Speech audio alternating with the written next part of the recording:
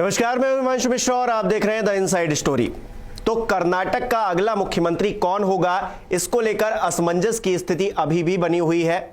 Confused है कांग्रेस आला कमान भी, आखिरकार किसे दिया जाए। हालांकि जो अंदर से खबरें आ रही हैं उसमें तो यही कहा जा रहा था कि सिद्धारमैया को तय कर लिया गया है कि वो मुख्यमंत्री बनेंगे, लेकिन डीके शिवकुमार से जब आलाकमान की मुलाकात हुई तो चीजें बदलती हुई नजर आई। यानी कि सुबह तक सिद्धारमैया और शाम तक डीके शिवकुमार ने जो बातें कही, उसके बाद वो माहौल बनता और बिगड़ता हुआ नजर आया। अभी क्या स्थिति है और कौन दावेदारी, किसकी दावेदारी सबसे ज्यादा पुख्ता है, इसको लेकर आज बात करेंगे। डॉक्टर संजीव त्रिवेदी वरिष्ठ पत्रकार हमारे बीच है। संजीव जी, अभी तक की जो स्थिति है वो ये कह रही है कि क्योंकि कांग्रेस के एक नेता, उन्होंने इस बात का जिक्र भी कर दिया कि 24 से 48 घंटे लगेंगे अभी चीज़ों को शॉर्ट आउट होने में। इतना कंफ्यूजन क्यों, क्या वजह? देखिए, जो नतीजे आए वो ऐसे नतीजे हैं कि किसी को भी आप मुख्यमंत्री बनाइए, 5 साल वो बड़े कंफर्टेबल मेजॉरिटी को लीड करता हुआ सरकार चला सकता है। अब ये कंफ्यूजन क्यों है, तो वो इसलिए कि व्यक्तिगत महत्वाकांक्षाएं हैं।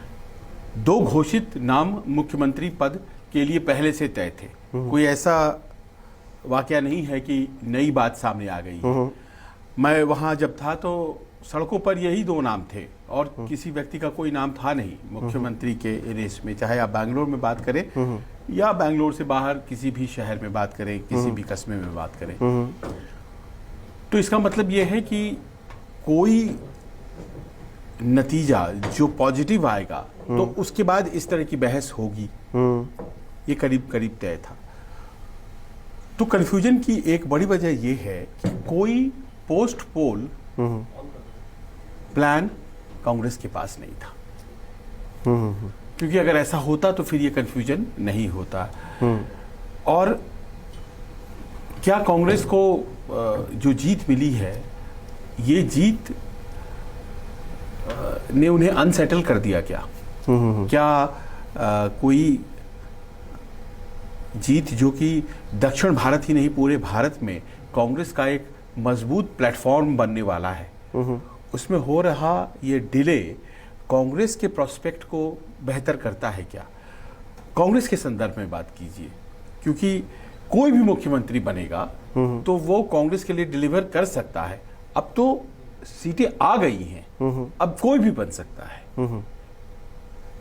आप गुणागणित बैठाते हैं तब जब आप सीटों पर उम्मीदवार चुनते हैं। आप गुणागणित बैठाते हैं जब आपको चुनाव लड़ना होता है, तो बगल की कॉन्स्टिट्यूंसी में किसे दें, इस कॉन्स्टिट्यूंसी में किसे दें, कितने हमने वकालिगा दिए, कितने हमने लिंगायत दिए, कितने हमने ओबीसी से दिया, ये तमाम चीज़ें सोचते हैं और उसके बाद आपने सोच करके चुनाव लड़ा और लड़ करके जीत गए। अब तो जीत हो गई ना, तो कोई भी व्यक्ति बन सकता है। ये डिले जो हो रहा है ये व्यक्तिगत महत्वाकांक्षा की वजह से है। किसकी महत्वाकांक्षा? शिव कुमार और सिद्धारमैया की महत्वाकांक्षा की वजह से। और ये कोई नई बात नहीं है, दोनों को महत्वाकांक्षा रखने का हक है, लेकिन ऐसे महत्वाकांक्षाओं से क्या होता है, इसकी बानगी आपने पंजाब में देखी है, इसकी बानगी आपने मध्य प्रदेश में देखी है, इसकी बानगी आप राजस्थान में देख रहे हैं। तो कांग्रेस पार्टी सफर करती है और व्यक्ति तो मान लीजिए, चलिए ठीक है, वो अपनी एक राजनीतिक राह ले लेता है, लेकिन जो पंजाब में दशा हो गई कांग्रेस की, जो स्थिति कमलनाथ और सिंधिया के आपसी खींचतान की वजह से कांग्रेस पार्टी की मध्य प्रदेश में हो गई, इतनी बड़ी अच्छी जीत मिली है कांग्रेस को।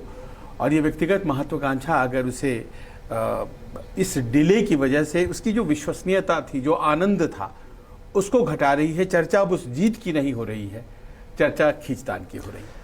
कांग्रेस आलाकमान को सिद्धारमैया पसंद थे। सुबह तक ये खबरें आ रही थी कि उनके नाम पर मुहर लग चुकी है। जश्न भी मनने लगा था बेंगलोर में, या फिर उनके जो जहां वो रहते हैं उसके आसपास जो समर्थक इकट्ठा होने लगे थे। लड्डू बस बटने की देरी ही थी कि तब तक ये खबर आई कि मुलाकात का जो दूसरा राउंड है डीके शिवकुमार के साथ, राहुल गांधी और तमाम जो वो मुलाकातें करेंगे शाम को, प्रियंका गांधी के साथ भी मुलाकात, इसने चीजें बदल दी। तो डीके शिवकुमार की महत्वाकांक्षाएं यहां पर हावी होती हुई नजर आई। पहला सवाल तो ये, और दूसरा ये कि क्योंकि डीके शिव कुमार हमेशा से ही आलाकमान के फेवरेट रहे हैं। तो क्या अब वो एक तरह से बागी रुख अपनाते हुए अपनी बात मनवाने की कोशिश कर रहे हैं, क्या प्रेशराइज कर रहे हैं उस आलाकमान को जिसके वो फेवरेट रहे हैं कभी? क्या ऐसा नजर आ रहा है?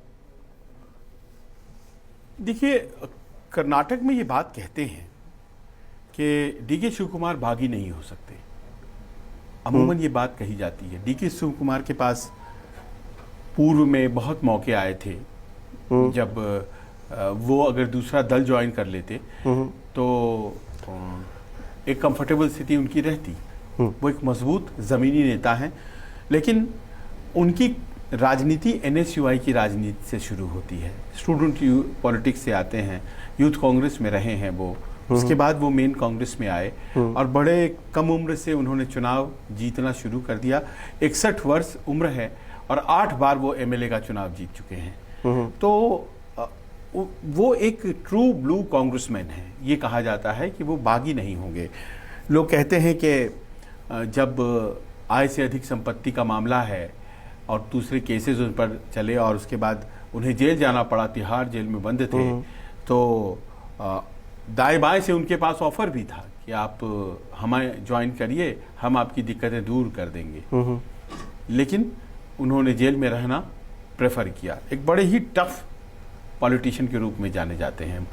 और वोकालिगा समुदाय जो अभी तक आप ये समझ लीजिए कि जेडीएस के साथ अपनी वफादारी रखता है, देवेगौड़ा जी की पार्टी के साथ रखता है, वहाँ से वोकालिगा समुदाय को कांग्रेस की तरफ खींच करके लाना वो बहुत आसान नहीं था, लेकिन उन्होंने इस काम को किया है। और इस बार लिंगायत समुदाय के सबसे ज़्यादा विधायक हैं और उसके बाद फिर वोकालिगा समुदाय के विधायक हैं। तो ये बड़ी बात है और ये शिव कुमार की वजह से ही हो पाई है। शिव कुमार के साथ एक और बड़ी बात है, वो संसाधन से बड़े परिपूर्ण हैं। उनका कोई व्यक्ति अपना पैसा नहीं लगाता है राजनीति में, वो तो कमाया हुआ पैसा ही होता है, लेकिन उनकी कमाई अच्छी है और वो रिसोर्स मोबिलाइजेशन में, क्योंकि वो एक बड़े रियल स्टेट मैग्नेट हैं वहाँ के, और बड़ा ग्रुप है, बिल्डर ग्रुप जिसमें उनका स्टेक्स है, उसको हेड करते हैं। तो वो रिसोर्स मोबिलाइजर भी हैं। और आप जानते हैं आजकल इलेक्शन तो पैसों का ही खेल होता है ज़्यादातर, और अगर पैसे नहीं हैं तो अच्छे समर्थन वाला आदमी भी हार सकता है। तो कांग्रेस के पास वो एक मजबूत नेतृत्व भी और रिसोर्स भी डीके शिव कुमार लेकर के आए।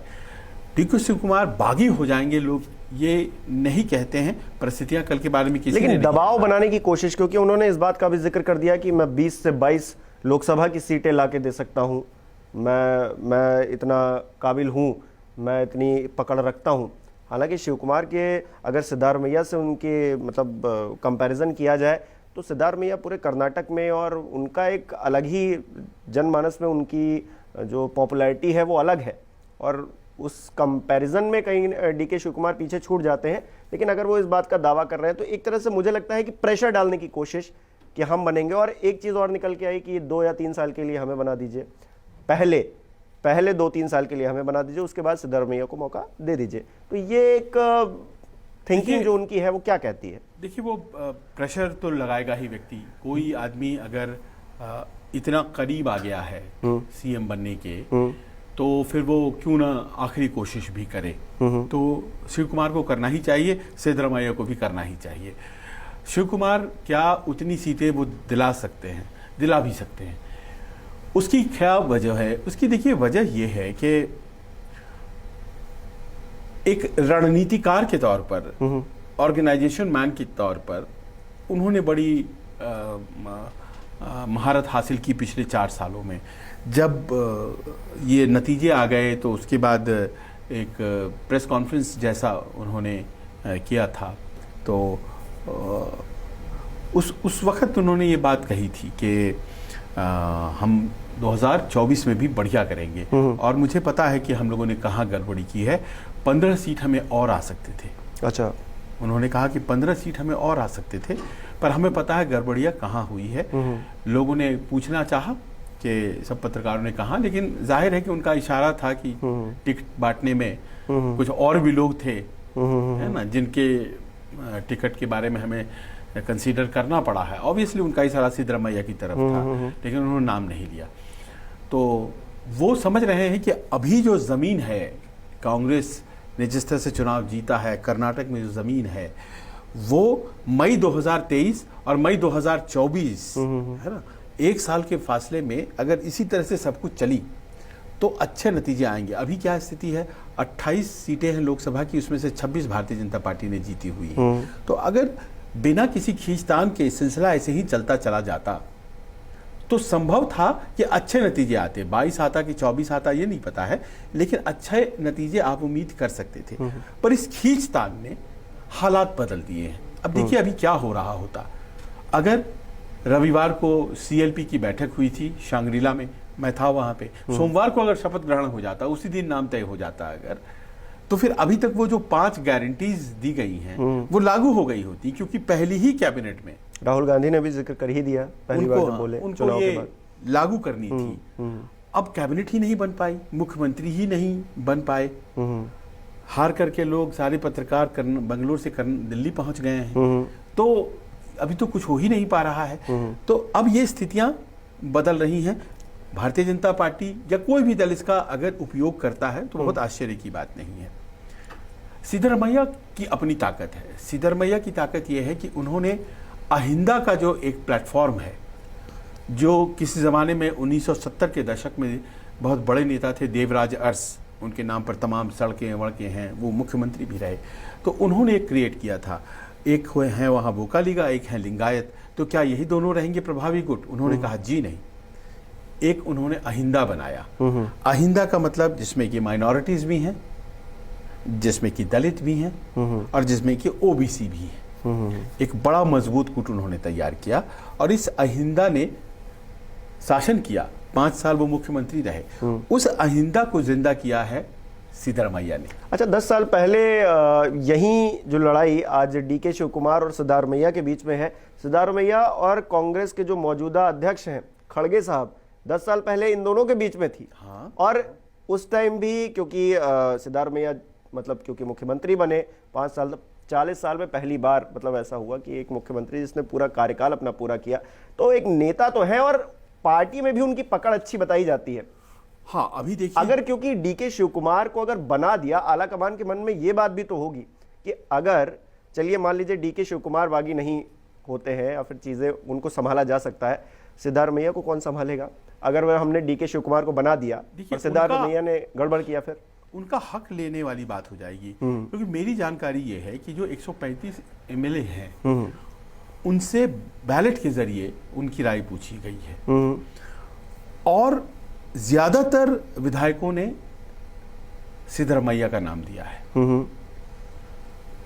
और इस बात को राहुल गांधी ने भी सूत्र बताते हैं कि मेंशन किया है कि अगर विधायक ज्यादा जिसके पक्ष में हैं उसको बनाया जाना चाहिए। जो आप सुनते हैं कि सिद्धरामैया क्यों रेस में आगे हैं, उसके पीछे सबसे बड़ी वजह है कि वो जो शांग्रीला में बैठक हुई थी बेंगलोर में सीएलपी की, कांग्रेस विधायक दल की, उस बैठक में एक एक करके, क्योंकि शुरुआत में बहुत क्लैरिटी नहीं आई, तो डिनर ब्रेक हुआ और डिनर ब्रेक के बाद ये जो पर्यवेक्षक दिल्ली से गए थे कांग्रेस नेतृत्व की तरफ से, शिंदे साहब और 2 और, तो उन्होंने एक एक को बुला करके लिखना शुरू किया और सबके जब राय लिए गए तो पाया यही गया है रिपोर्ट में कि सिद्धरामैया के साथ ज्यादा विधायक हैं।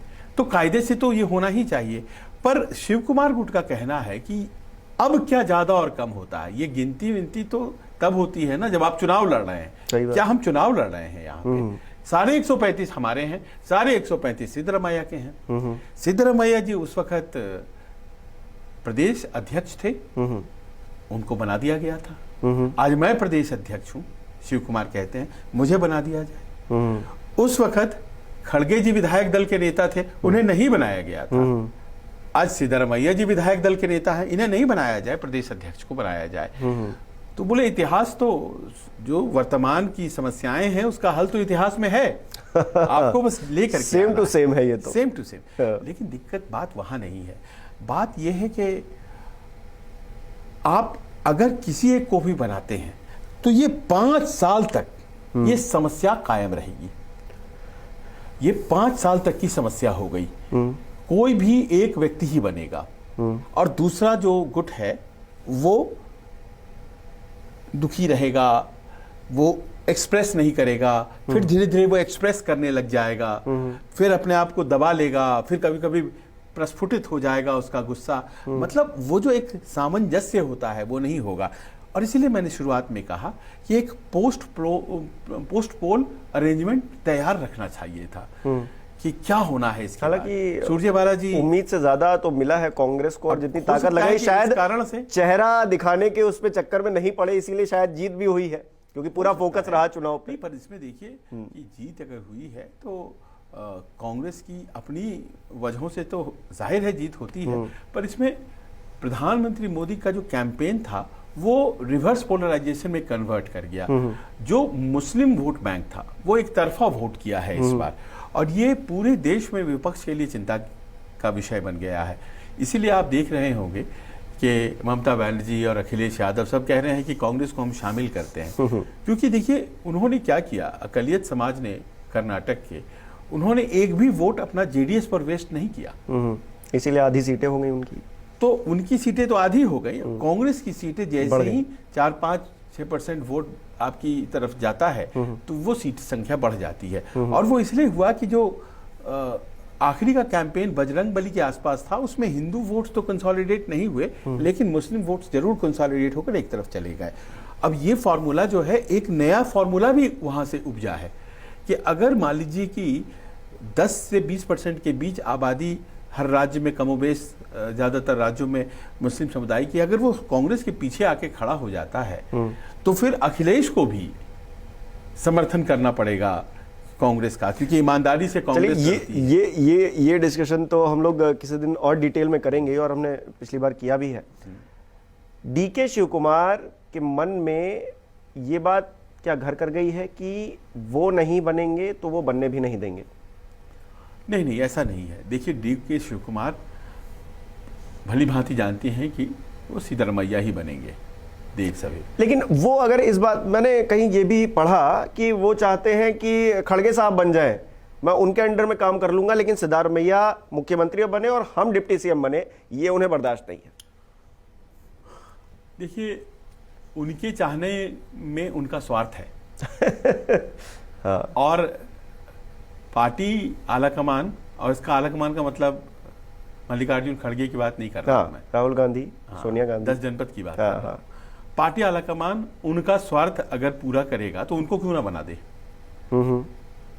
खड़गे जी का नाम लाने में उनका स्वार्थ है, इसीलिए ला रहे हैं वो, वरना वो पहला नाम उन्होंने उनका क्यों नहीं लिया था।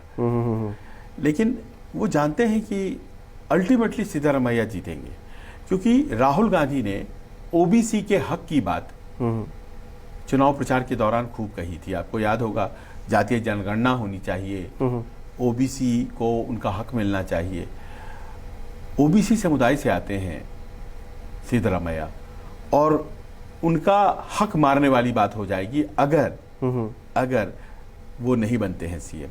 दूसरा खतरा होगा, जैसा कि आपने कहा कि वो मूल रूप से कांग्रेस पार्टी से नहीं है, हालांकि वो काफी दिनों से कांग्रेस पार्टी में है, लेकिन वो समाजवादी पृष्ठभूमि वाले हैं, तो क्या वो पार्टी टूट भी सकती है?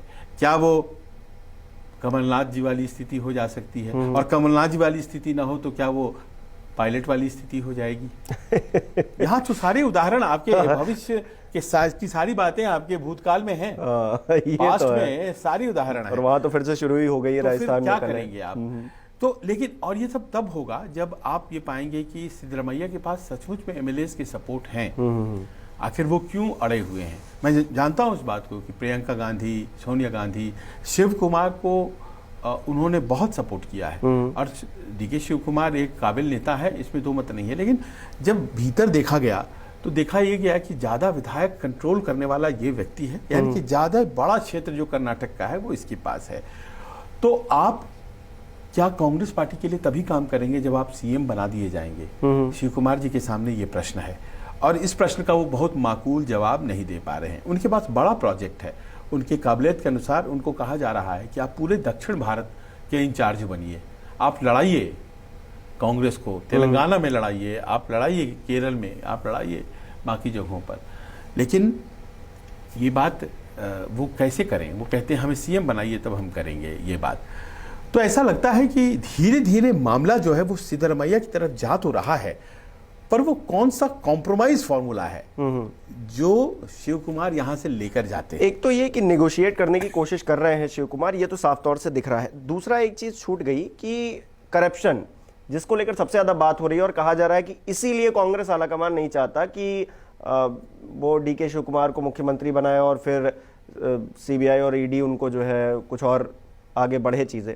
डिप्टी सीएम बनाएंगे तब भी तो थू होगी, और कुछ नहीं बनाएंगे तो फिर नहीं बनाने का तो प्रश्न ही नहीं है। तो फिर तो और बगावत वाली चीजें आ जाएंगी। आपने तो बना ही रखा है ना, प्रदेश अध्यक्ष तो उनको बना रखा है। प्रदेश अध्यक्ष तो है ही है। तमाम आरोपों के बावजूद आज की तारीख में वो प्रदेश अध्यक्ष हैं। हाँ। तो आप यही बात तो वो कह रहे हैं कि जब मैं प्रदेश अध्यक्ष इन आरोपों के साथ रह सकता हूं तो मैं सरकार क्यों नहीं हेड कर सकता हूं? मैं इतनी बड़ी पार्टी को हेड कर रहा हूं। तो ये करप्शन वाली बात मुझे ज्यादा हजम नहीं हो रही है, तो इसीलिए ये कर रहे हो। लेकिन उनका देखिए, हम एक और चीज हमने महसूस किया बेंगलोर में, हम जिस तरह से सोचते हैं दक्षिण भारतीय शायद उसे थोड़ा अलग सोचते हैं। वहां पर भक्ति और नेताओं के प्रति श्रद्धा जो है वो बहुत सीमाओं को पार है। जैसे हम लोगों ने कभी उत्तर भारत में दूध चढ़ाते हुए उनकी मूर्ति या फोटो के ऊपर नहीं देखा। जैसे मूर्तियों पर दूध चढ़ाया जाता है, भगवान के फोटो पर दूध चढ़ाया जाता है। अगर मुझे पसंद है मेरा नेता तो मैं उसके लिए आत्महत्या कर लूंगा, मतलब इस तरह के। और ये बहुत शुरुआत से है, और तमिलनाडु में बहुत से उदाहरण है इसके। तो अगर सीएम बनाए जाते हैं और उन्हें जेल दे दिया जाए तो हो सकता है कांग्रेस पार्टी चमत्कार कर दे वहां, ये भी संभव है। इसीलिए ये बहुत स्ट्रांग पॉइंट नहीं है कि कल ईडी सीबीआई के केसेस उनके खिलाफ हैं तो उनको कैसे बनाया जाए। करप्शन के खिलाफ लड़ करके आए हैं, वो तो कह रहे हैं कि मुझे फंसाया जा रहा है, मुझे कहा जा रहा है कि बीजेपी में आ जाओ, उनका आरोप है ये। तो इसीलिए वो बहुत स्ट्रांग नहीं कैरी करता और कहते कि जब आपने मुझे कांग्रेस का अध्यक्ष बना रखा है तो आपको क्या उस वक्त भी तो आपको दिखा होगा ना। सही बात है, सही बात है। तो आप कैसी बात ये कर रहे हैं? तो वहां पर वो मजबूत, लेकिन वो चाहते हैं कि जो बेस्ट बार्गेन हो, क्योंकि ये एक उदाहरण सचिन पायलट का है, एक उदाहरण सिंधिया का है। वो चाहते हैं वो कांग्रेस में रहें और कांग्रेस का भविष्य वो है। देखिए दोनों को उम्र में फासला 15 सालों का है, तो वो जानते हैं कि भविष्य उनका है। अब वो भविष्य बहुत दूर न दिखे या एकदम से कुछ गड़बड़ ना हो जाए, इसीलिए उन्होंने बार्गेन अच्छा निकालना है इस बार। तो ये कहा जा रहा है कि डिप्टी सीएम आप होइए, उस पर उनकी शर्त है कि डिप्टी सीएम मैं अकेला होऊंगा। लेकिन वहां पर और भी दिक्कतें हैं। अब वो डिप्टी सीएम अगर अकेले होंगे तो आपने वोका लीगा को जगह दिया और लिंगायत 42 आपने लड़ाए थे, 34 जीत के आए हैं। ये भी समस्या। जो 34 एमएलए का एक बड़ा चंक 20-22 ही जीत करके आए हैं बीजेपी में लिंगायत, और यहाँ 34 जीत के आए हैं। तो आप इनको डिप्टी सीएम नहीं देंगे, और नहीं देंगे तो 2024 में क्या होगा? वो भी नाराजगी। एक बड़ी समस्या कांग्रेस की ये हो जाती है। तो अकेला डिप्टी सीएम उनको कैसे बनाएं? उनको डिप्टी सीएम अगर बनाते तो लिंगायत को भी बनाना होगा। फिर जो मुस्लिम समाज है वो एक तरफा वोट दे करके आया है इस बार, तो उसको भी बहुत उम्मीद है कि हमें भी कोई ना कोई जगह दी जाएगी। लेकिन उनके पास विकल्प नहीं है तो कांग्रेस शायद उनको ना बनाए, लेकिन उसके अलावा दलित समुदाय से तो बनाना पड़ेगा। दलित समुदाय से बनाना पड़ेगा। भाई खड़गे जी दलित समुदाय से आते हैं, उन्होंने सारा वोट लिया है, तो उनको तो बनाना पड़ेगा। वहां दो तरह के दलित होते हैं, राइट और लेफ्ट। कहा जाता है कि दोनों ने दिए, दलित महादलित वाला कॉन्सेप्ट है।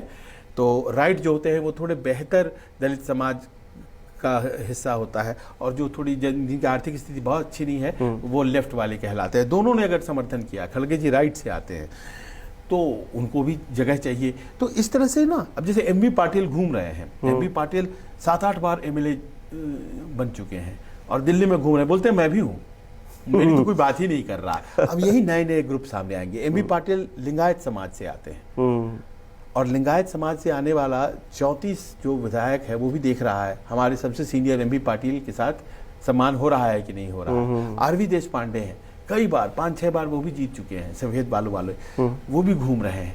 तो अगर आप ज्यादा दिन खींचेंगे इसको तो फिर और चीजें, तो फिर ये ग्रुप्स भी सामने आने लगेंगे, फिर हैंडल करना बहुत मुश्किल हो जाएगा। अभी तक तो दुनिया 2 ही नाम जानती है। एक नाम और है, जी परमेश्वर। दलित समाज से आते हैं। अब जी परमेश्वर तो इतने बड़े दावेदार थे कि 2013 में 2 नाम थे, एक थे सिद्धरमैया और दूसरे थे जी परमेश्वर। ऐसा हुआ कि जी परमेश्वर चुनाव हार गए और लोग कहानियां कहते हैं, मुझे वहां पता चला कि कुरुबा वोट उनको एक भी नहीं पड़ा उनके क्षेत्र में, क्योंकि कुरुबा समुदाय से आते हैं सिद्धरमैया, उनको एक भी वोट नहीं पड़ा कुरुबा का, और उनके क्षेत्र में अच्छे खासे कुरुबा थे। तो अपने ही उम्मीदवार को वो कुरुबा वोटों ने अपने ही उम्मीदवार को वोट नहीं दिया कांग्रेस को, और वो चुनाव हार गए। कंपटीशन सिद्धरमैया का खत्म हो गया। तो अब वो भी इस बार चुनाव जीते हुए हैं, वो अगली बार भी जीत गए, उसके बाद भी फिर जीत गए। अब वो कह रहे हैं कि मेरा हक तो उस वक्त नहीं मिला था, मुझे तो हरवाया गया था, तो मुझे बना दीजिए। तो उन्हें भी डिप्टी सीएम तो कम से कम बनाएंगे। तो एक तो ये हो जाता है, सिद्धरमैया शिव कुमार को आप डिप्टी सीएम बनाते हैं तो और भी बनाने पड़ेंगे आपको, उनसे सीनियर लोग हैं वहां पे, अकेला वो नहीं बनाए जा सकते हैं। तो फिर शिव कुमार जी का कहना है तो फिर आप मुझे पीसीसी प्रेसिडेंट भी रहने दो, यानी कि प्रदेश कांग्रेस अध्यक्ष भी रहने दो हमें। अब 1 मैन 1 पोस्ट का मामला है कि आपको एक पद हम देंगे। सचिन पायलट के साथ यही तो हुआ, वो दोनों बने रहना चाहते थे, अंत में उन्होंने त्याग दिया। अभी क्या करें, वो उन्होंने त्याग दिया। तो फिर ये बात हो गई कि उन्होंने दोनों ही छोड़ दिया, सब कुछ छोड़ दिया, हटा दिया। तो अब वो वहीं से तो फ्रिक्शन शुरू हुआ, जब वो मंत्री पद भी छोड़ दिया, प्रदेश कांग्रेस अध्यक्ष का भी छोड़ दिया। 1 मैन 1 पोस्ट नहीं, अगर आप वहां पर सेक्रीफाइस करते हैं तो पूरे देश में फिर प्रॉब्लम होगी। कमलनाथ जी भी प्रदेश अध्यक्षता नहीं छोड़ रहे थे, उन्होंने नहीं छोड़ा, चीफ मिनिस्टर की कुर्सी चली गई। सिंधिया यही कह रहे थे कि हमें प्रदेश का अध्यक्ष बना दीजिए कांग्रेस का, और ये तो सीएम है ही। तो वो कह रहे हैं कि अब शिव कुमार जी कह रहे हैं कि हमें आप डिप्टी सीएम अगर बनाते हैं तो हमें आप प्रदेश कांग्रेस अध्यक्ष भी रहने दीजिए, और साथ में वो 6 मंत्रालय मांग रहे हैं, टॉप वाले। तो अगर उनका कहना है कि अगर सीएम ये बनते हैं तो मुझे डिप्टी सीएम, प्रदेश कांग्रेस का अध्यक्ष और कम से कम 6 ऐसे मंत्रालय, ताकि लगे नहीं कि मैं इनके दबाव में हूं। अब ऐसे सरकार कितनी चल पाएगी, या चलेगी तो क्या टकराव होगा? अब ये तो अगर कांग्रेस नहीं चाहती कि राजस्थान वाला हाल हो या मध्य प्रदेश वाला हाल हो, तो कांग्रेस को यही लग रहा है कि जल्द से जल्द इस मामले को निपटा लेना चाहिए, और जो भी कॉम्प्रोमाइज करना है वो बंद दरवाजे के अंदर। सेंट्रल प्रॉब्लम कांग्रेस का यही रहा है, वीक लीडरशिप का। जब तक इंदिरा जी थी, तब तक इस तरह की समस्याएं नहीं थी। ये बात तो राजीव जी से शुरू हुई है ये समस्या। अब देखिए बीजेपी में अभी सेंट्रल लीडरशिप स्ट्रांग है, तो वो तय करते वो जब येदियुरप्पा जैसे नेता को साइडलाइन बदल दिया उन्होंने, साइडलाइन कर सकते हो और फिर दूसरे को लाके बैठा सकते हो, उसी के फेस पे चुनाव लड़ सकते हैं। आप देखिए यहाँ गुजरात में पूरी कैबिनेट बदल दी, तो ये वो पावरफुल तो है ही नहीं बदला, पूरा कैबिनेट बदल दिया। सेंट्रल लीडरशिप का जो स्ट्रांग होना वो नेगेटिव भी है बहुत पॉइंट्स पे, क्योंकि फिर राज्य में कोई चेहरा ही नहीं बचता, लेकिन वो पॉजिटिव भी हो जाता है इन सब स्थितियों में। अब राहुल, प्रियंका, सोनिया गांधी, इन सबों के बीच में है ना, कोई ऐसा व्यक्ति नहीं है जो कह दे तो उसकी बात मान ली जाए, है ना, इस तरह की दिक्कत हो रही है। तो अल्टीमेटली यही है। देखिए प्रतिभा सिंह मान गई तो सब कुछ वहां सही है ना, उनके बेटे को अकोमोडेट कर लिया गया। सचिन नहीं माने, अब देखिए कि वो बागी होने की राह पर चल पड़े हैं, और सिंधिया तो बागी हो ही गए। तो ये चीजें जो है ना, अल्टीमेटली ये गलती शिव कुमार की नहीं, सिद्धरमैया की नहीं, कर्नाटक की नहीं, ये ले दे करके केंद्रीय नेतृत्व की हो जाती है। खड़गे जी के लिए ये बहुत अच्छा नहीं है। ऑर्गेनाइजेशनल विजडम जो होता है, आप इतने बड़े पद पर बैठे हैं, आपको दिखाना चाहिए था कि कैसे, अगर ऐसा होता है तो मेरे पास क्या तैयारी है, हम जीतेंगे, इस बात की संभावना थी, तो इसकी क्या तैयारी है, अगले दिन हमें क्या करना है। वो यहाँ बस वो वहां से उठ के यहाँ चले आए, इसके अलावा उन्होंने कुछ प्लान रहना चाहिए था। चलिए अब क्या प्लान होगा वो तो अब, क्योंकि सुरजेवाला ने इस बात का जिक्र किया है कि 24 से 48 घंटे, तो देख लेते हैं 2-3 दिन में क्या निकल कर सामने आता है। हमारे दर्शकों को क्या लगता है कि डीके शिव कुमार के मन में आखिरकार क्या है, क्या वजह है कि वो बिल्कुल अड़े हुए हैं कि नहीं हमको सीएम ही बनाओ, अगर नहीं बनाओगे तो फिर इतनी चीजें, डिप्टी सीएम और फिर अध्यक्ष भी रहना है, और फिर 6 मंत्रालय 7 मंत्रालय भी चाहिए। तो ये इसके पीछे क्या वजह आपको नजर आती है, हमें कमेंट करके बताइए। बहुत बहुत शुक्रिया।